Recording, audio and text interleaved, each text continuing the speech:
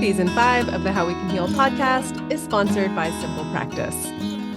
Simple Practice is the leading practice management software for behavioral health professionals, helping you simplify everything from admin work to clinical care. If you're a counselor, therapist, psychiatrist, or allied health professional in private or group practice, their easy-to-use online system can help you simplify your business so you can focus your energy on caring for clients. About 7 years ago, I made the switch from logging everything on paper, I know, so old school, to their online practice management software, and I'm telling you, I will never go back. Everything is organized now, and it's easy to schedule, share files, and provide super bills to clients. I only wish I'd made the change sooner. If you're just starting out or want to simplify the business side of your clinical work, I highly recommend Simple Practice. Right now, they're offering a 7-day free trial with 70% off your first 4 months. Go to simplepractice.com/howwecanheal or use the link in my show notes to take advantage of this offer today. I want to give a big shout out and extend a huge thank you to the International Society for the Study of Trauma and Dissociation, the ISSTD, for sponsoring this episode. If you've been listening to this podcast for any amount of time, you've heard me talk about ISSTD and the incredible researchers, clinicians, and advocates I've met during my time as a member and a volunteer there. The ISSTD has been delving into the science and best practice of treating trauma and dissociation for over 40 years now, and they have a rich catalog of educational offerings for both professionals and non-professionals on their website. That's cfas.isst-d.org. If you're a mental health professional, I highly recommend you consider becoming a member of ISSTD. I'd love to see you during the live educational offerings and at the annual conference in Portland, Oregon in March of 2026. Visit isst-d.org to learn more. If you love this podcast, I bet you would love the Yoga for Trauma online training program. This 8-week certification is for anyone who wants to learn how yoga philosophy and practice can help respond to the impact trauma has on our bodies and brains. When you join the program, you'll learn the theory and best practices for incorporating somatic skills into your healing work. Students often come into the program knowing that yoga can be helpful for stress management, but unsure about how to apply the practice to specific aspects of trauma recovery. This program breaks it all down and leaves you feeling clear about your choices as you support folks navigating post-traumatic stress, whether you're managing a program, working one-on-one with clients, or leading therapeutic groups. Of course, the experience is good for you too. With 8 modules and 8 yoga classes, you'll get a taste of how it feels to practice yoga in a resource-building, trauma-responsive manner. Head on over to howwecanheal.com/Y4T, that's the letter Y, the number 4, and the letter T, to apply to join the program today. Mention the podcast in your application for a special bonus. One more time, nice and slow. The website is howwecanheal.com/Y4T. If you're feeling called to join us, I would love to welcome you and support you through the program. Welcome back to the How We Can Heal podcast. Today, our guest is Dr. Robert T. Mueller. Dr. Mueller completed his postdoctoral fellowship at Harvard, was on faculty at the University of Massachusetts, and is currently a professor at York University in Toronto. He's a fellow and member of several scientific societies and is the 2024 recipient of the Pierre Genet Award for his scholarship on trauma. His most recent book, Trauma and the Struggle to Open Up, earned the 2019 Written Media Award for the year's best written work on trauma, and his award-winning bestseller, Trauma and the Avoidant Client, has been translated widely. His online magazine, the Trauma and Mental Health Report, has over 100,000 readers annually. He's lead investigator on several multi-site programs to treat interpersonal trauma, and he lectures internationally. With over 30 years in the field, he's still a practicing clinician in Toronto. Today, we dive into the role of attachment and avoidance in trauma therapy and discuss the very real challenges clinicians and clients face on the path of healing. We talk about forgiveness, toxic positivity, and how his parents' experiences in the Holocaust relate to the work he does today. I think you'll enjoy this honest, nuanced conversation as much as I did, so please join me in welcoming Dr. Robert Mueller to the show. Dr. Robert Mueller, great to have you on the How We Can Heal podcast. Thanks for being here today. Fantastic. I'm really glad to be here too. So you've written a few books that focus on trauma, attachment, and avoidance. These are all topics I'd love to dig into today. But first, I'd just love to get a sense of how you got into this work. How do we find ourselves as trauma therapists doing this work? And what's your story there? So there's a story that I told myself until my early 40s, and then the story that kind of became more clear to me as my parents aged. Do you want both of those stories? Sure, you can give us the Cliff Notes version of the early version, and then we want the truth. We always want the truth. Yeah, the early version, I thought I had a cool dissertation supervisor who I loved and then got me into the field and got me interested for more intellectual reasons than anything else. That's the Cliff Notes version. It's not that interesting. But by the time I was already in my mid to late 30s and already in the field, as my parents started aging, I began to have more conversations with them about their childhoods. And in fact, what I did, now this is about 15 years ago. So in my let's see, mid 40s, mid to late 40s, is I interviewed both my parents who were children during the Holocaust. And so the reason this is relevant to trauma is that they had a wealth of stories about what happened to them during the period of time that they were little kids in Hungary. Now they were Jewish, and my father was 10 years old and my mother was 7. And my father's father actually was murdered during the Holocaust. My mother's parents did not die, but my mother was separated from her family for about 9 months. So both my parents, so she was 7 years old and she wasn't told the reason. She was just told, okay, we need to hide you somewhere. They didn't really say why. She was 7. They didn't want to scare her, but she couldn't understand why was she apart from her family. And then once she was hidden by a woman who was Christian and not at risk for anything, my mom at that point in time realized after months that she had no idea where were her parents. This was terrifying for her. She felt completely abandoned until after the war when her dad came and picked her up. But honestly, there was almost a year there where she had no idea if she would ever see her parents again, why her parents weren't seeing her, what was going on. And then at some point, she was told, you're Jewish, someone could kill you. 7-year-old kid, worried that she was going to get killed. My father, his father was killed, as I mentioned. His mother was taken away. She didn't end up dying. She ended up escaping, actually, my father's mother. So quite an amazing story in its own right.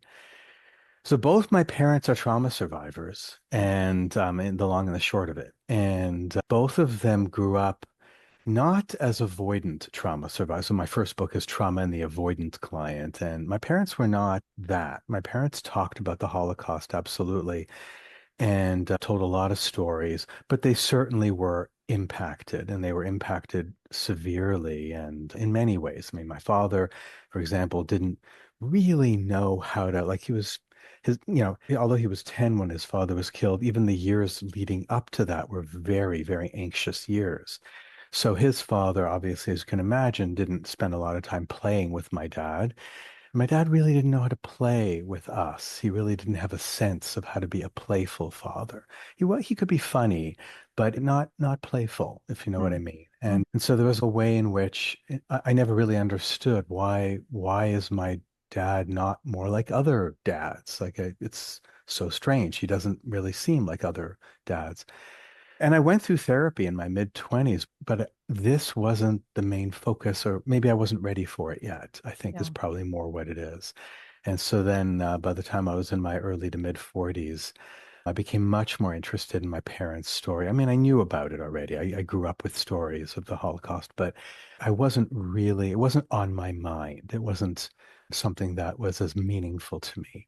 And I understood it in new ways at that point in time, especially once I interviewed them. I actually wrote a more recent, my parents wrote a memoir with me of their lives. I mean, I put it together for them because their English wasn't very good because English was a second language for them. So I sort of put it together for them, but it's their stories. Anyway, so that's really my story. I mean, really, I think it's being a child of Holocaust survivors, growing up with parents who lost their childhoods, who struggled with abandonment, who didn't understand, who struggled with trust, and the impact that had on me. I think that's really primarily why I'm interested in the field of trauma, traumatic loss, all of that. But I think that's a fairly honest answer.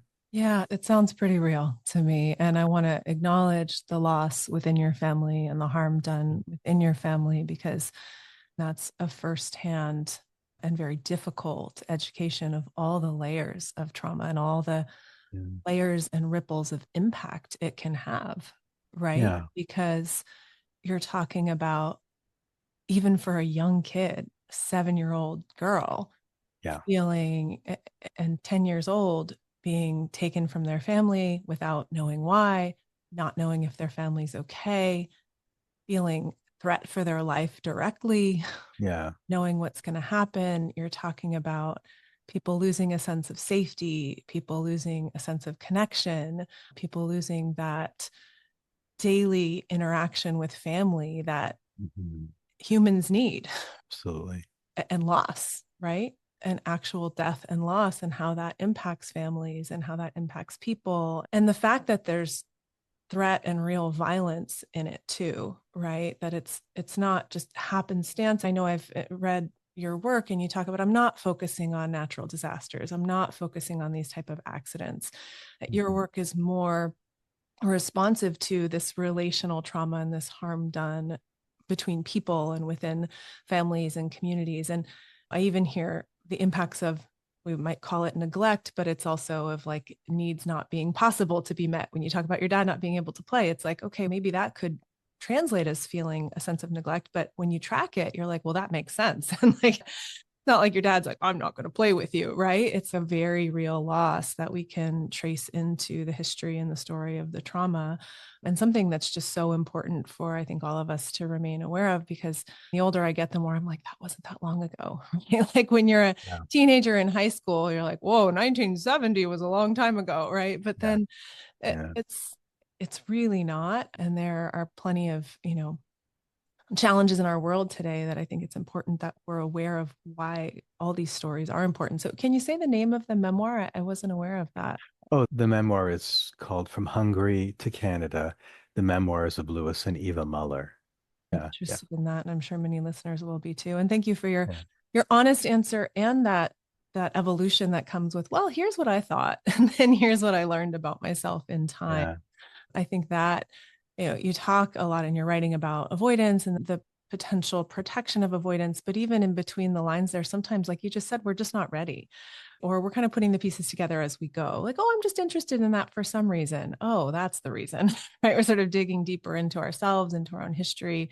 And I'm aware, as you're talking too, of the evolution of our understanding of trauma and the timing of that as you're growing up and as you're, learning these things about your family, hearing these stories, going to school, studying. And I don't know that even 20, 30 years ago, we were talking about intergenerational trauma, or we were talking in the way that we are today. I think there's even more that we'll continue to dig into. So I'm curious, for you, when you look at your work with individuals, how has some of the personal awareness that's come over time impacted the work that you do with clients or as a teacher, as an author? That's a good question. It really cuts to the heart of countertransference and what we bring as therapists to the situation. I mean, I'll be very honest. I'm quite an anxious person. I definitely struggle with my own anxieties, and very often, um, I find that my wish to control and my wish to manage situations comes up a lot in my work.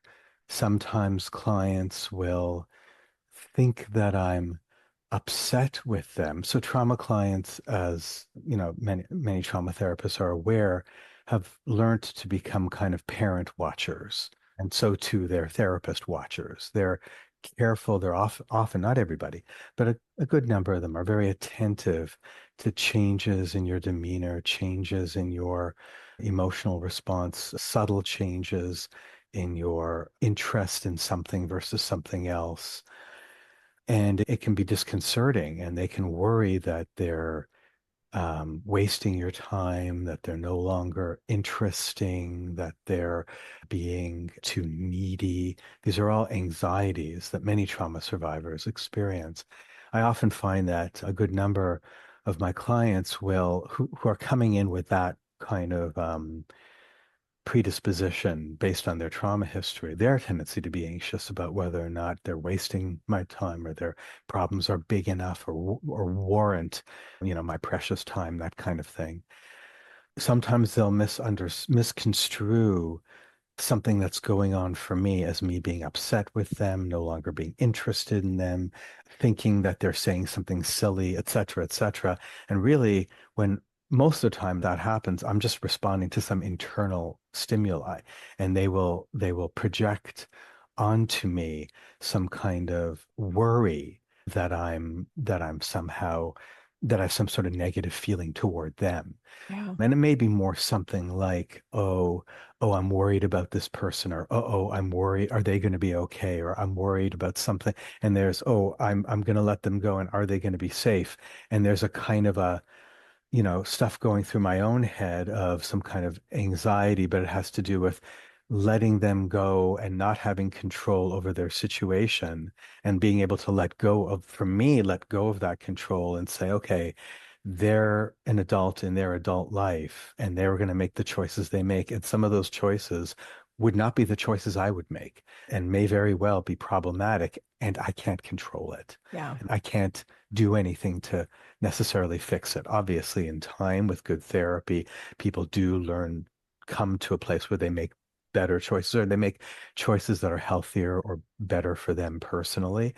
But it can take a while, and it can in that meantime there can be all kinds of standing on the sidelines as they're doing things that I think it's not a good idea, and I'm stressed out about it, Yeah. and I'm responding to my own lack of control rather than judging them or thinking that they're a bad person or anything like that. So I Yeah. sometimes find that my anxieties and those kind of fact, and I can trace that absolutely back to my parents. I mean, yeah, my parents were super control freaks. I mean, like 100%, Which also which is understandable given their context, right? So 100% understandable. And yet it was very annoying to me as a kid. and And impactful. Yeah. It has, even when we go, oh, I can have compassion for that. I see where it came from. It's still happening. it's Right. And still it happening. has an It's impact. still, yeah, exactly.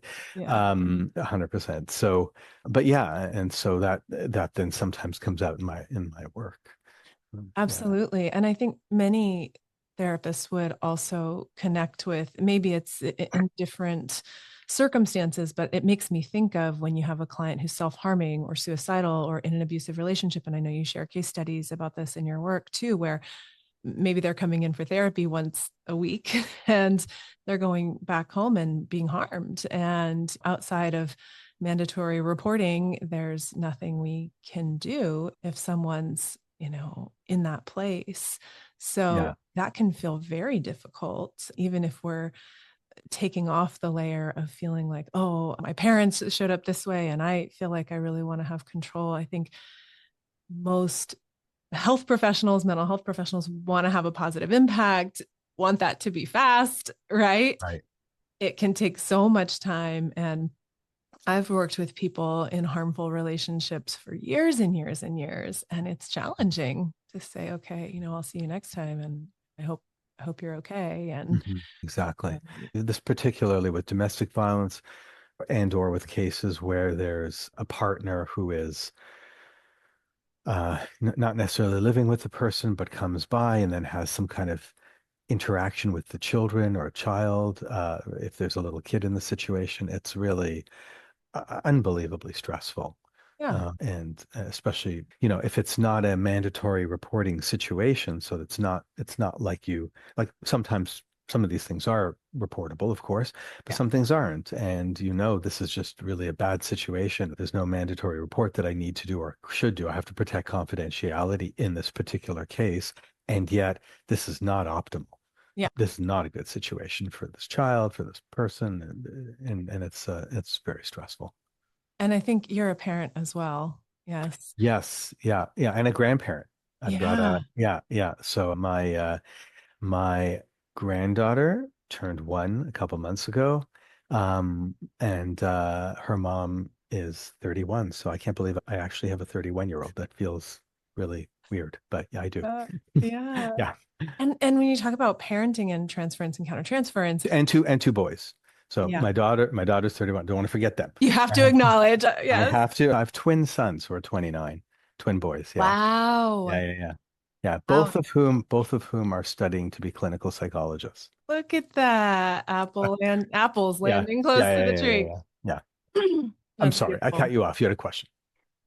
My question was just, or my comment was just, when you talk about countertransference and young kids or young childlike parts, even, Mm. that can evoke even more, I think, if you are in the role in your personal life as a parent, because there can be some neurons and wires crossed around, oh my God, if this were happening to my child, like what would I do and what would I need to do? So of course, we're all wired differently, and things will impact us in different ways, but I just want to acknowledge that piece of it too, that when we're working with that vulnerability of youth, and there's limitations to how much we can do from a legal sense or an even ethical sense, that it can be really hard to let go, right? To not have control. Yeah, for sure. And there are definitely, I used to do a lot more. I'm trained both in adult and child therapy, and most of my trauma work is, especially my books, are really with working with adult populations. But back in the day when my kids were younger, I used to do a lot more child therapy. I did some play therapy, a lot. I still do family therapy, and I still work sometimes with adolescents. But boy, when my kids were younger, there were a number of situations. Sometimes, the sort of struggle with feeling, sometimes even just guilt. Here I am doing play therapy with this kid, and my kids are in daycare right now, Yeah. and sort Yeah. of a feeling of like, oh, I felt a little guilty sometimes. But for sure, especially when there are parenting issues and you're working with little kids, and they're so vulnerable, Yeah. especially when there's trauma. My students and I did a program a few years back looking at trauma therapy. So it was phase-based trauma therapy across Toronto. It was quite a large study. It was a multi-site study. And we were looking at trauma therapy among kids from ages 7 to 12. And we found that therapists really struggled. The therapists in we had about 10 therapists on our team doing treatment at different sites. We found that they really struggled with the question of talking to children about their trauma. Mm. There was this fear, this anxiety, will we re-traumatize them? Yeah. And of course, there are all kinds of techniques and there are all kinds of do's and don'ts for how you talk to children about their trauma. And there are better and worse ways. And there are ways that, good experienced trauma therapists understand in terms of how to create the safety, the sense of safety in the relationship, and then how to ask questions without leading children, but giving space for them to give responses that they believe to be true and that come from an honest place in themselves. So there are better and worse techniques, of course, but by and large, kids did not get re-traumatized by talking about their trauma. So as long as they had a good therapist who was experienced, who got training in trauma therapy. So I always say to folks, you can't just do trauma therapy if you're a therapist who's never done trauma therapy, you need supervision. There are do's and don'ts. There are things that are, of course, are very similar about just plain old good psychotherapy, but then there are things that are definitely different Yeah. and that you need to get to understand because clients do react differently when they have a trauma history, and kind of what's a typical kind of reaction is different than with clients who don't have trauma history. So you really do need to pay close attention and get the training. But if you have the training, if you have that training, then it doesn't actually traumatize children Yeah. to talk about their trauma. In fact, children found it helpful. Yeah. So in our study, we published a number of articles in really good trauma journals, child journals, trauma journals, psychotherapy journals, across a number of different. Uniformly, we found, and we are not unique in this, by the way. We're not the only ones who found this.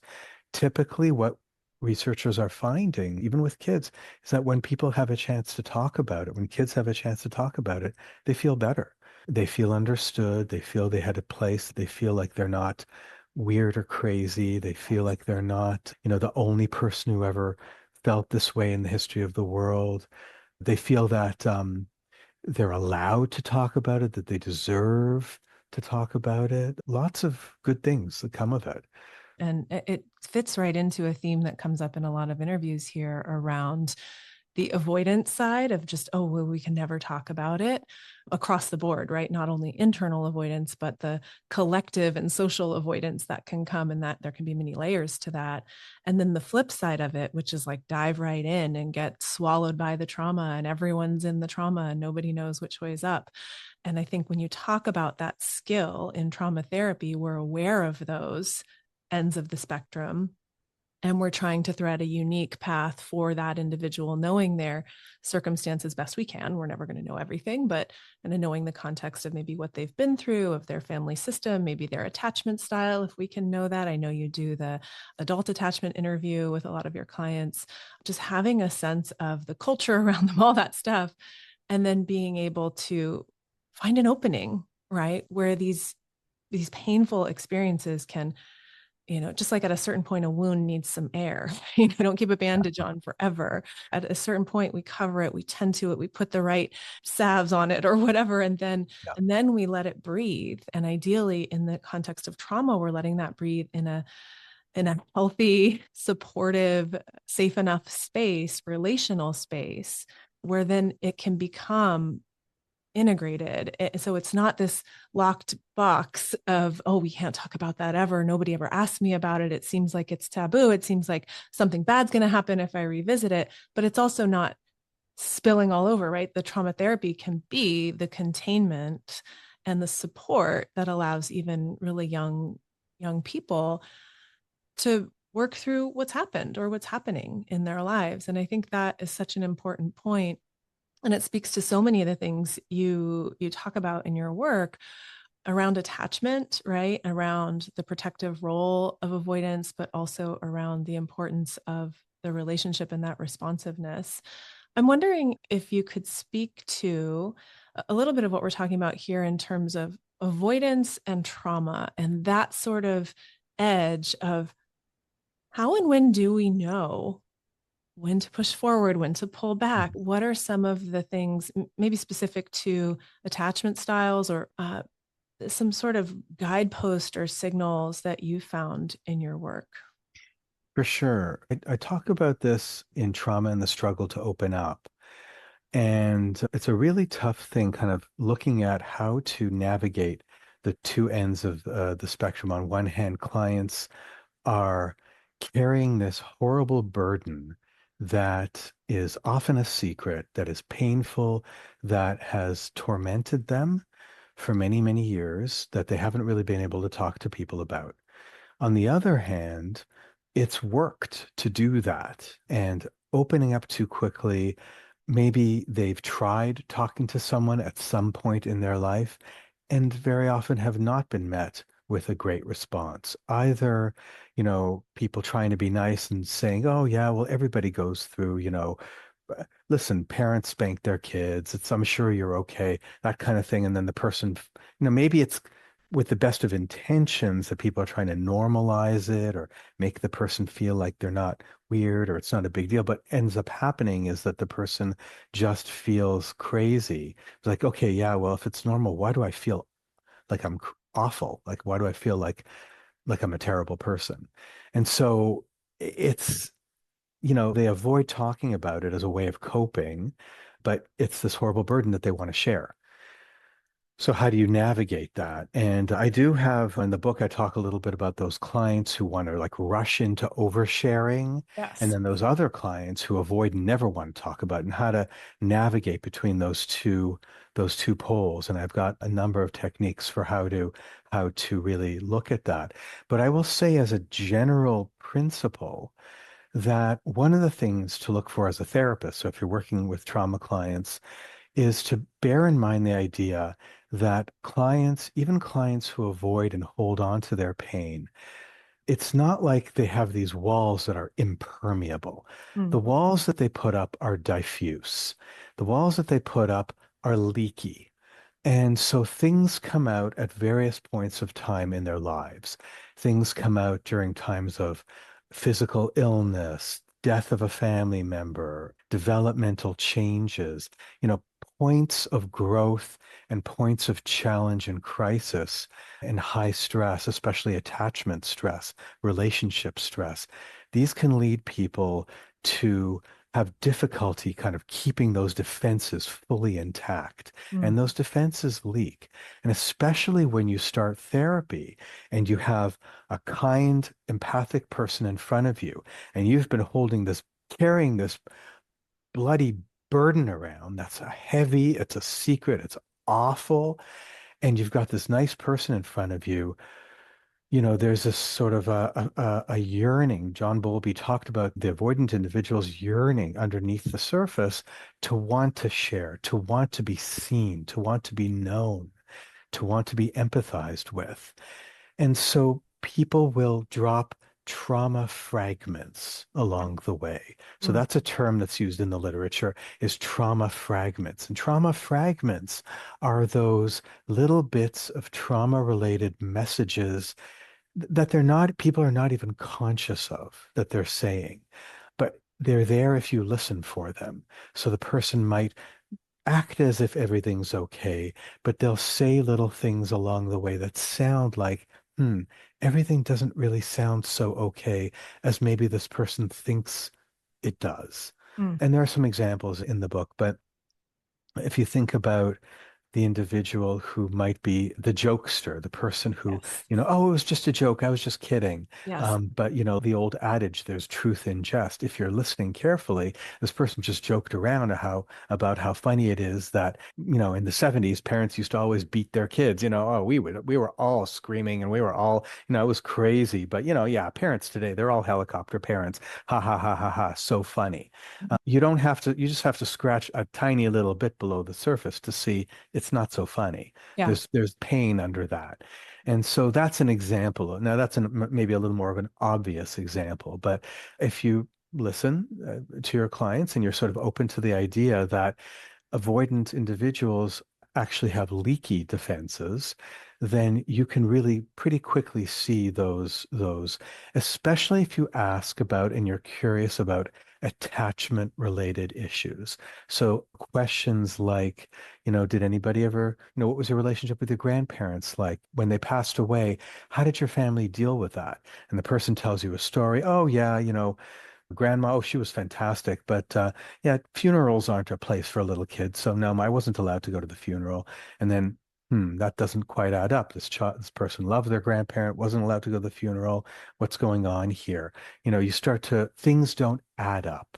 Yes. And you begin to get a sense that there are these trauma fragments underneath, Richard Schwartz would call them manager parts. And Yeah. all you have to do, if you're trained in IFS, absolutely you're trained to listen for the presence of parts other than just the way the person leads with maybe their protectors or managers, but rather they have these more vulnerable parts in the background, let's say. Mm. So you're listening for that. Also listening for ambivalence because, like I said, there's a yearning. There's a yearning all people ultimately want to be understood, want to be, especially people who come to therapy, they're coming because things aren't working so well. Mm. And so the client's there saying to you directly, things are not working. Whatever way I was dealing with things by drinking or by porn addiction or by you name it, one thing or the other, it's not working for me anymore. And my life isn't going so smoothly as it once was. My workaholism, whatever it is that I was using to deal with my life, it ain't working so good anymore. So I need help. And so that kind of person already is coming from a place of a certain amount of vulnerability. Even if they're a defensive person, even if they are saying, well, I don't need any help. Well, they're in your office. So in part, they're saying, I don't need any help, but in part, they're saying, I do need help. Maybe not verbally saying it, but their presence there and their willingness to pay you is saying they need help. So something's going on here. And Yeah. so noticing the ambivalence, noticing the mixed messages, noticing that part of them that despite the part that says pushes you away, that there's a part that's saying, help me, I need to be understood, and listening for messages there that that person's giving, maybe a little unbeknownst to them, and being curious about them, not pointing them out in an embarrassed way, not saying, oh, well, you're saying this, but you're saying this. I think you really do want help. No, that's too obvious. That's something Dr. Phil would do. No, it doesn't work in real life. But listening carefully to subtle messages and being curious. Yeah. Again, a curiosity, being curious about, you mentioned that funerals were no place for little kids, Kyle. Is that something you think now, or is that something that you thought as a kid? And Kyle says, oh, well, that was something my parents told me. Okay. And now that you're an adult and you have kids of your own, do you agree, disagree? How do you feel about that? And so, I mean, I don't know how Kyle will respond to that, but you're being curious about this thing that sounds like it's actually a source of pain and vulnerability. And then you're seeing where they go. How much anxiety can the client bear? Yes. They may go with you for a bit. They may then put up a wall and say, no, we're changing the subject here. And okay, they change the subject. That's okay. We can get back to that, but you pay attention to it, you notice it, you Yeah. pay attention to that ambivalence, you pay attention to those trauma fragments, and you might be able to find a thematically similar moment to come back to that in a later session, or maybe even later that same session. Yes. So that's the kind of thing you do. There's a bit of an art or a craft to it, Yes. but that's kind of how I work with folks who are coming in with that kind of avoidant presentation, despite actually, as a therapist, oh, this person's in a lot of pain. Yeah. You know? And that genuine curiosity and the awareness of the permeability of defenses, those can go hand in hand. Something else you highlight in your book is, and you just talked about humor, when people deflect something painful with humor, but also enactments. And I'm thinking about the blur between those two when maybe a client says something and makes a joke of something very painful. And there's a moment for you sitting with them. And this could even happen between friends, right? Where your friend says something, oh, that time where, somebody tried to punch me in the face, or I got hurt, or somebody tried to kill me. Ha ha ha. It's like, that's actually really serious. And the moment of almost decision or reaction time of how do you respond to that? Do you ha ha ha? Yeah. And you give the example in your book of a case where someone says, oh, my mom tried to abort me, right? Ha ha ha. That's a big piece of potentially painful information. And what does someone do in the presence of that laughter? Are you pulled into laughing along? Are you, do you, right? There's these moments where even something as subtle or challenging as staying connected to your experience of what's happening, or of processing all the information that's coming at you from another human being. This person's laughing, but they're saying something really painful. Like, how do I feel? Do I think it's funny? Do I not think it's funny? Am I connected in myself to how painful that is? Can I respond to them and go, ooh, ouch? Or do I just laugh and 5 minutes, 5 seconds later go, whoa, wait, I don't think that's actually funny. There's just these moments where I think this happens all the time. I mean, I see people coping with humor publicly, even, like a host on a show, or, right, just making light of really hard things. And I think we need humor 100%. And it's a way to cope, and it's a way to share information that's still sort of protected, right? Someone just learned something about you, but there's also a way that in groups or in culture we can go into avoidance together, right? We can do this sort of dance, this Yeah. enactment of like, oh, you don't want to go there, so I'm not going to go there. Ha ha ha, moving on. Right. Right. Um, and I think Exactly. there's an opportunity for healing in that. And there's no one right map for it, right? It's not like, don't ever laugh with, always bring up the pain. Like, no, I'm not, that's not what I'm Exactly. saying. But there's something so interesting in that permeability and that vulnerability that comes up and the dance that we can do around it. And even the way that it's held in larger awareness and culture, right? Yeah, I totally agree. And it's challenging in a given situation because I think that simply saying go for the underlying emotion, come hell or high water, well, no, that's not necessarily the elegant thing to do. Yeah. There is such a thing as timing in therapy. There is such a thing, and it's important, having the relationship build in a certain way. There's also navigating the what's called the real relationship, which is the the everyday normal way in which you act with somebody, with you being a therapist and having the therapist role. And the client comes in and says to you, and even though you were working on something very, very difficult that's unrelated for many, many weeks, let's say you're a CBT therapist, the person comes in and says, I found out this week my grandma just died. The normal thing to do is to, not say, well, let's stop and set an agenda for today's session. No, the normal thing to do is to say, um, you know, oh, I'm so sorry, like, how you doing? Just sort of a normal response. Sometimes we just need to be normal people Yes. and respond very naturally. But it's tricky with clients who are very avoidant and they use humor as a defense. You could get drawn into doing that all the time. Mm-hmm. And so, how do you navigate a shift from simply being a regular everyday person toward they're not paying you just to be an everyday regular person. They're actually coming to sessions because they need something different.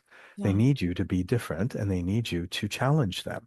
And so, how do you do that and do it artfully in a way that doesn't throw them, you know, for a loop because you've challenged their defenses more than they can handle, but then also does challenge them so that they're able to make change in therapy. Therapy has to be about ultimately about some kind, like something different, growth, development, change in symptoms, whatever it is. Different modalities have different theories of change, but ultimately all therapy is about some kind of change, even if that change is accepting things as they are and in a way that you can live with. That's also a change. So yeah, navigating that's tough. I call in both my books and well, both my therapy books, Trauma and the Avoidant Client and Trauma and the Struggle to Open Up. In both of them, I refer to that idea as mutual avoidance, where the Mm. therapist Yes. countertransference gets triggered. Yes. There are parts in the therapist that are avoidant connect to parts in the client, and you may spend long periods of time tap dancing around something, afraid to talk about it because it's too scary. Yeah. And the cost of that is that you communicate to the client, this trauma of yours, it's bigger than the both of us. Yeah. I can't handle your trauma. Yeah. And ultimately, therapy will fail. Yeah. The client will leave. The client will feel that the therapist can't, even if the therapist is sort of intending at some point to get to it. But the dawdling around that may push the client away because the client ultimately, as Bowlby said, wants to be understood, which means if they have a trauma history, it does need to be seen. It does Yeah. need to be addressed. It needs to be taken seriously and worked through Yeah. somehow. Yeah. So it's very tricky and Oh, finding a it's so way to mhm. kind of walk that tightrope Yeah. and build safety and ask about the trauma history as you work through and build that safety Yeah. It is just makes me think of this client who worked with for years and so many layers to their experience and trauma history, and who actively disclosed trauma to me while saying, I can't say anything else about this. Don't ask me anything more, but I want to just allude to something and you're going to understand what I'm saying, but I don't want to ever talk about it. Like in one long sentence. And I'm just like, okay, Yeah, I've gotten that too. Yeah. Right? Yeah, like we don't want to just be in avoidance or collude in that and never get there. And when someone's putting up a hand and or giving us a really strong signal that they're not ready, like okay, and then going back to what we talked about earlier in terms of control or in terms of wanting progress, in terms of knowing that oh, at some point addressing this is going to be so healing for you, but when folks aren't feeling resourced enough and we're noticing that too, right? Like, okay, yeah, maybe this is too much to unpack right now. It's just so much to continue to hold, right? It's so much awareness to continue to hold. Like, okay, now I know even more about your trauma history. You just added a piece that I didn't even know for 10 years. And okay, that Yeah. fits and that makes sense. Yeah. I'm honored that you share it with me. And you're also telling me, don't ever bring up that I told you that, essentially, Right. right? Right. Like, okay, And can I take a breath? Can I go do therapists get a bathroom break in the middle of a session? Like, I just need to collect myself before I come back in here. right, right. I I I find that when conceptualizing those kind of mixed messages, which Yeah. that's a classic. It's a great example. It's real. I mean, it sounds almost like something you'd see in a movie, but I can say absolutely that exact thing has been said to me Yes. several times. I've had supervisees who say the same thing. So yeah, that's a real example. That is a thing that people do. Yes. I find that it's helpful to use the perspective of parts of self, Mm, especially when you get mixed messages like that. Parts of self can come up very quickly. And I'm not necessarily saying that this person has multiple personality disorder or anything like that. In regular, everyday folks, you, yes. me, everybody, we all have different ways of us being us. We all have different parts to our personalities. Some might call it personas. Jung called it a persona. Richard Schwartz calls it parts. Other Ego therapists have states. ego states, self states. Different people have different language for it, and that's all fine. But the idea being that we have different, very sometimes ambivalently held, very powerfully ambivalently held feelings, desires, impulses. And it's really helpful to unpack the part of the person that very much feels that they don't want to ever talk about it, and the part of that person who felt they had to tell you that because they didn't have to tell you that. Yeah. And I may not necessarily in that session say anything, but Yeah. I would certainly come back to it. So the kind of person who says something like that, I might say, okay, message loud and clear in that particular session, because I feel like in that moment that you're describing it, the person is testing the waters a little bit. Yeah. If I tell you this, will you push me? Will I feel safe? And I think it probably makes sense to say, I'm not going to push you. Let's keep it safe for the moment. I get it. And Yeah. kind of, okay, yeah, I'll respect your boundaries. I don't know if the next session, but I wouldn't let 12 sessions pass. I would at some point, especially when it's thematically relevant to do so, Yeah. especially if the person drops another little trauma message. Oh yeah, Yes. this was that thing that I said to you about that I don't ever talk about. And I might like, Judy, it's interesting. This is the second time you've told me about that thing that you don't ever want to talk about. And I believe absolutely that there is a really strong part of you that never wants to talk about it.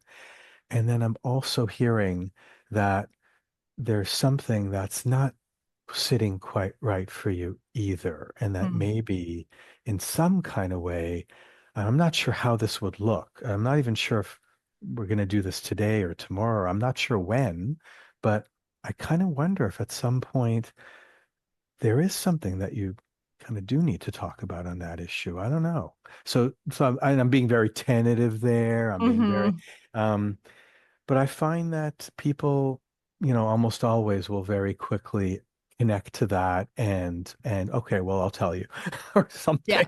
I mean, it Or it come to the next session, like, let's go. it it doesn't take that much Yeah. very often. Yeah. It almost just takes almost me recognizing the reality there Yeah. for them to then, and then I almost need to slow things down as well, because recognizing that simply telling at that point might feel like it's too much because there's the part of them that wants to hold back. Yeah. So, helping the person, and I do talk about this in trauma and the struggle to open up, how to help someone who comes in wanting to overshare to slow the process down Mm. so that they don't end up feeling humiliated and ashamed. So that's a whole process as well, kind of, again, like, so it doesn't feel like they're driving this car down the highway at 200 miles an hour kind of thing. Oh my God, I never intended to talk about this, and now and this is totally out of control now.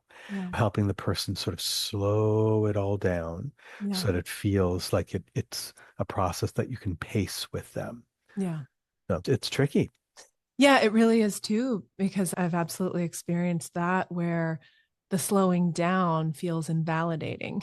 And then you're like, okay, so I want to validate where you are. I don't want to call the fast pace, the spilling wrong or bad. I also want, and trying to explain all of that and what you're right in the moment, trying to make decisions on your feet, it can be a lot. So I'm really grateful for clinicians and people like you where we can reflect on these things and get consultation and just try to find the best path forward for each individual client where we're holding space for those painful things that sometimes do take time, but we don't want to collude in avoidance with, and trying to find that artful, real way of relating to this person in a way that's supportive for them, in a way where, it's not just spinning around the same thing again and again, or it's not spilling over and then, feeling embarrassed or shameful. And it's also not never being able to broach the big reason or thing that is really at the root of a lot of Yeah. current life challenges. So it's quite an art, right? Yeah. And Yeah. it does Yeah. require a lot of awareness and attention and intention and curiosity, right? Coming back to that as Yeah. well. Yeah. There is one other thing I wanted to ask you before we wrap, because you talk about forgiveness and forced forgiveness. The forced forgiveness that people sometimes feel pressure towards from other people in their communities. Do you see that as a larger cultural avoidance, as a larger cultural discomfort with the complexities of trauma or with the pain and the not being, quote, ready for forgiveness, right? Like wanting to move through to resolution because being in the impact of the harm done is too much even for a bystander? Yeah, I do. I sure do. I think that so my writing on forgiveness generally is related to the idea that some people, especially trauma, so I'm coming from a place of working with trauma survivors, that many trauma survivors feel a pressure to forgive. Sometimes they feel it through friends and family. Your husband died 3 years ago. Well, I guess that's not a great example of forgiveness. That's kind of a let it go kind of example. But let's say your husband cheated on you 3 years ago, and you've been separated for 2 years now. Can't you just forgive? Can't you just let it go? Can't you just that sort of thing? And, it's not for me to tell someone whether they should or shouldn't forgive. That's a values issue that cuts to the question of what people feel is right and wrong and moral and ethical and all of that. And those are all personal choices. So it's never for me to tell someone whether they should or shouldn't. But what is important as a trauma therapist is when I find that people are responding to outside pressures and aren't able to give their own voice space. That's when it is actually a problem for them in their everyday life. And they feel stupid and they feel angry and they don't understand what's wrong with them, what's wrong with me that I can't yet. My friend Joanne, her husband cheated on her only 6 months ago and she's gotten over it. What's wrong with me? That kind of social comparison, you name it. Friends, children who are sick and tired of hearing you whine about something that happened to you a couple of years ago, and like, why can't you just let it go already? And that kind of language. So the kind of toxic positivity language Yes. that is very common in our culture which comes from a very important place historically. It comes ultimately from the positive thinking movement, and that's not CBT. The positive thinking movement is really from the early 20th century. It's an old movement, and some of it comes from Christian writers, but not exclusively. This isn't a dig against Christian writers. Some of it comes from popular writers of the early 20th century. It's got a number of different roots. And it can be perceived or felt as helpful to some people, and that's fine. If you connect with that and that works for you, great.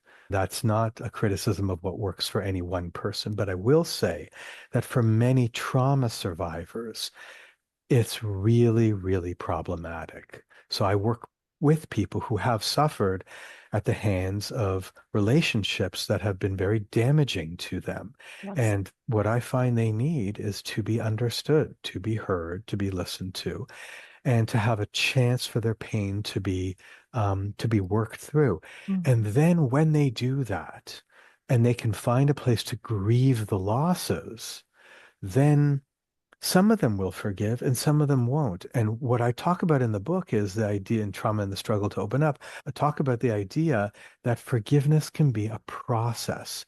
You can forgive elements of what happened. You can decide to forgive and change your mind. You don't have to stick with it.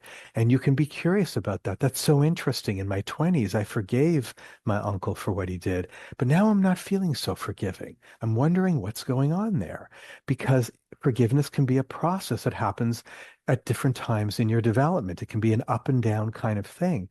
If you think of forgiveness as an emotion like anything else, there's a time and place for anger, there's a time and place for sadness, there's a time and place for happiness, there's a time and place for everything, right?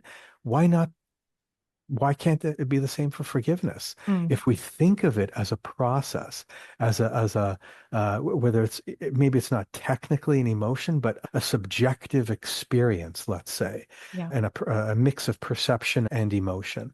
If we can think of it that way, and the word has meaning to all of us, we all know what it means. But if we think of it as a process rather than as a virtue, Mm. then it can give us space to use a developmental perspective and to say, how does this go up and down in different ways in our lives? You don't have to make a decision that stands forever. You can be curious. You can be curious about what you're feeling. And that I find is really helpful to clients because then oh, okay, so you mean I don't have to forgive my husband for the affair from 3 years ago? And I say to them, what do you feel toward your husband? Well, I feel this, I feel this, I feel this. Okay, those are your feelings. Let's see what happens with forgiveness. Be curious about it. I'm not saying you should or shouldn't. Pay attention to it. If it comes to you over the next while that we're working together, interesting. If it doesn't, what does that say about you? What does that mean? Let's just be curious and be open to you experiencing whatever you experience. That just opens the door for people and it relieves the burden and Yes. they're able to move forward in their lives. It's very helpful.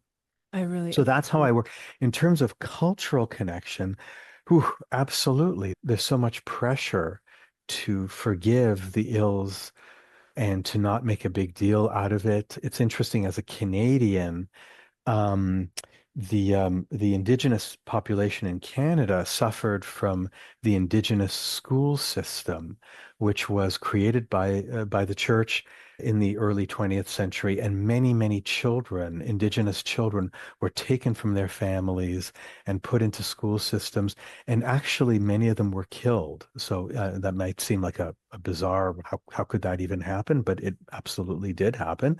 And there's all kinds of scandals that are now coming out about how horrible that was. They were mistreated physically and sexually, et cetera, et cetera. So without going into too much detail, Canada is in the midst of a process of reconciliation, if you will, restorative justice, if you will.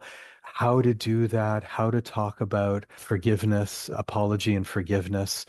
So Canada is kind of in the middle of this and has been for several years. But that's been but I mean, that's just Canada. I'm speaking from the country that I happen to live in. We all have our crosses to bear. And it's important that when a trauma has been done to a group of people, that it be acknowledged, taken seriously, that there be some kind of restorative justice if possible.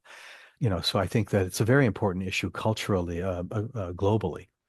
Absolutely. And when there's collective harm done and it's intergenerational and it's gone, even a few generations down the line, people can say, well, I didn't do that. So why are you upset at me? It's like, well, can we back up and go, well, why are they upset? Because it happened, right? Because Right. someone was killed, because populations were slaughtered, like acknowledging that rather than, why are you mad at me?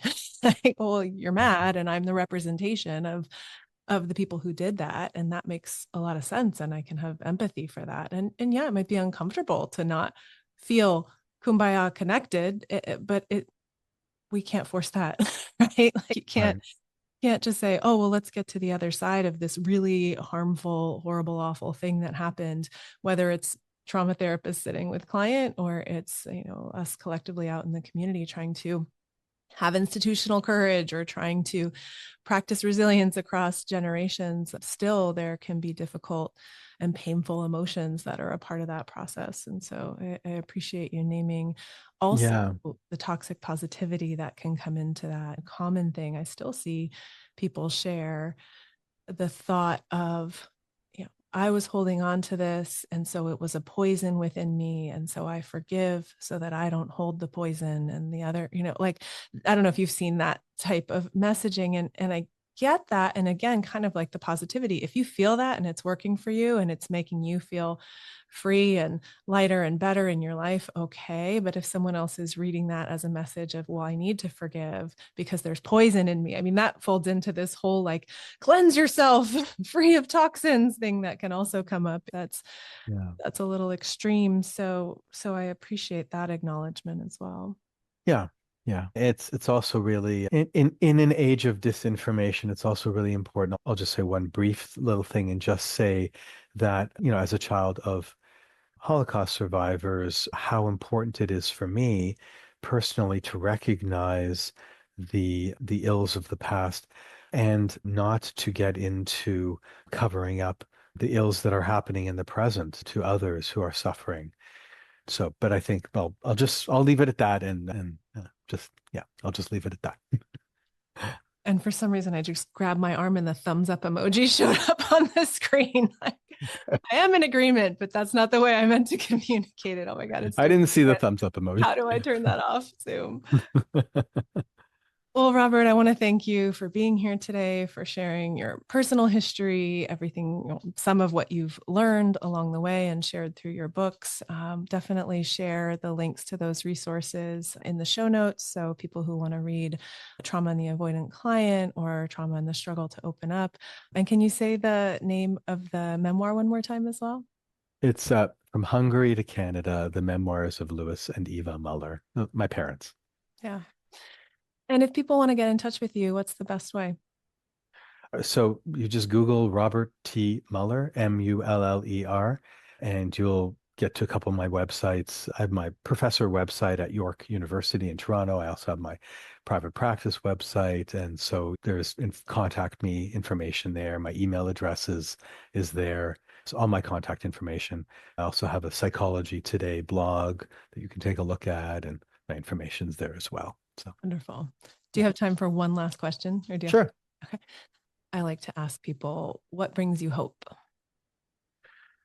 It's tough in this day and age, eh? Yeah. I mean, yeah, yeah, yeah. Well, I guess the biggest thing is those four words that can make you happy when you're sad and sad when you're happy. This too shall pass. I mean, when we're up, we're not always going to be up. We're going to go down again. So that's sobering. But when we're down, we're not always going to be down. Yeah. We'll go up again. So this too shall pass, one way or the other, and that's something that gives me hope, and also, like I said, makes me happy when I'm sad and sad when I'm happy. Yeah. Yeah. Yeah, Just noticing the impermanence of emotion and of everything. everything. Yeah. Oh, my dogs agree. I don't know if you can hear them barking. Thank you so much for coming on the show. Thank you for contributing so much of your wisdom here. Yeah. And I really appreciate it. My pleasure. Thanks so much for listening. Don't forget to go to howwecanheal.com to sign up for email updates. You'll also find additional trainings, tons of helpful resources, and the full transcript of each show. If you love the show, please leave us a review on Apple, Spotify, Audible, or wherever you get your podcasts. If you're watching on YouTube, be sure to like and subscribe, and keep sharing the shows you love the most with all your friends. Visit howwecanheal.com/podcast to share your thoughts and ideas for the show.